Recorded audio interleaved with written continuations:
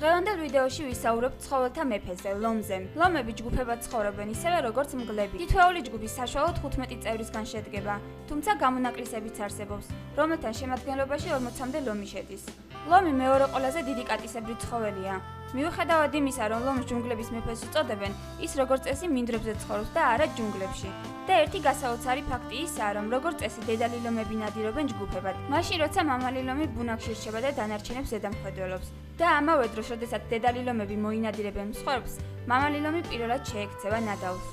დედალი ლომები ცხოვრების ბოლომდე ერთად ცხოვრობენ, მაგრამ თუ კი ბოკვერი მამალია, მაშინ მან დასრულებისას უნდა დატოვოს სახლი და საკუთარი ჯგუფი შექმნას. მამალი ლომის ღრიალი სიძლიერე 5 მილზე შორს აღწევს. ღრიალი მათ სხვა ლომების პოვნაში ეხმარებათ და ასევე ღრიალი თავიანთ ტერიტორიას და სიძლიერეს უსვამენ ხაზს. მათი ტერიტორია შესაძლოა 100 მილსაც კი სდებოდეს. ლომი სიამაყის, შეუპოვრობისა და ძლიერების სიმბოლოდ ითვლება, რაც მათ ნაციონალურ სიმბოლოდ გამოყენებულ ცხოველად აქცევს. ისეთი ქვეყნებისთვის, როგორიცაა ინგლისი, ეთიოპია, ლუქსემბურგი, ნიდერლანდები და სინგაპური. მეტი ვიდეოს სანახავად შემოგვიერთდით New Look G-ზე.